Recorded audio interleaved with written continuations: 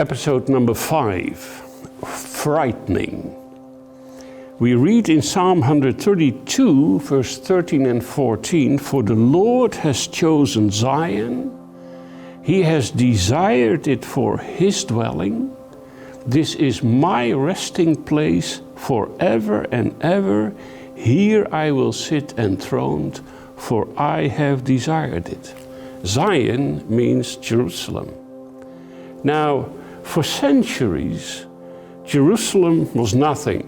It was a heap of rubble, or it was a small city, part of an empire, Turkish Empire, or Roman Empire, or Muslim Empire, or Crusaders, or the British, or whatever strange people walked over Israel and over the city of Jerusalem. So, when you hear that the Lord has chosen Zion as His resting place forever, in the last 2000 years you could wonder, it's not right.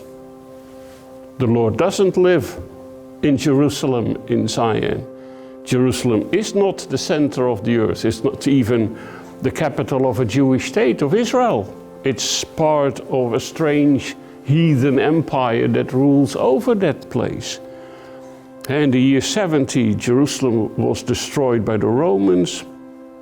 Millions of Jews were either killed or taken captive, dumped on the slave markets in the Middle East, or taken to Rome, together with the spoils of war. The Romans not just destroyed Jerusalem and the temple, they took the golden vessels and everything with them to Rome to show them to the Caesar, the emperor of Rome, triumphantly marching captive Jews through the streets of Rome. People sometimes don't realize it, but this theft of Jewish gold and silver of the temple, it was used to build two famous buildings in Rome.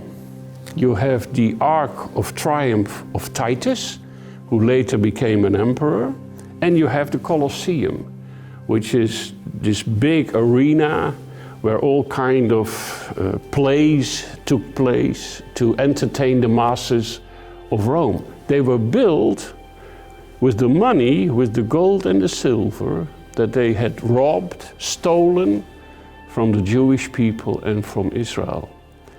And it is as if the Lord, because a lot of antiquity has turned into rubble, but the Colosseum is standing there for everyone to see as a kind of stone witness of this great crime of the Roman Empire, and the triumphant arch of Titus is still there.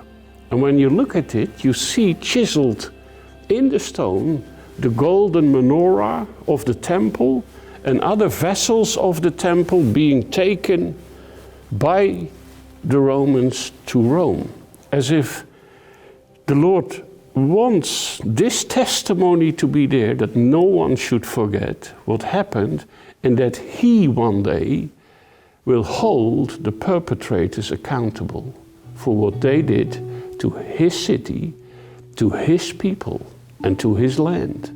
The land of Israel, the Jewish people, and the city of Jerusalem.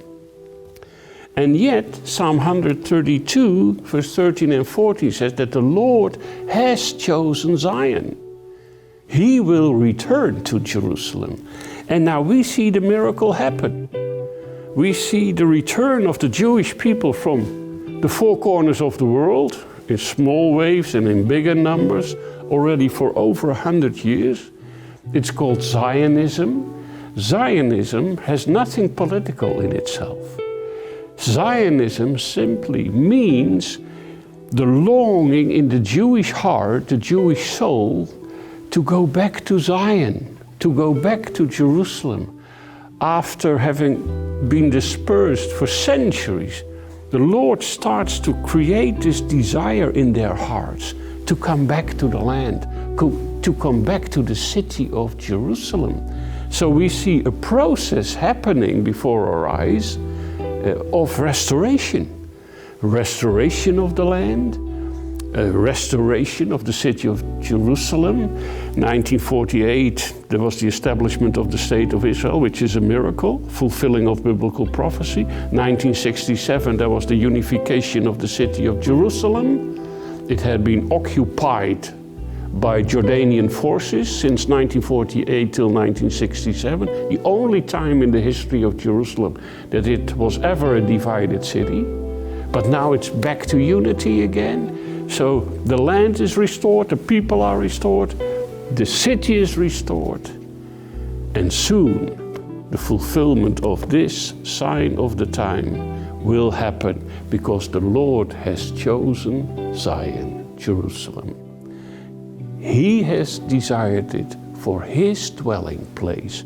This is my resting place forever and ever. Here I will sit enthroned on the throne in power, for I have desired it. That's the future of Jerusalem.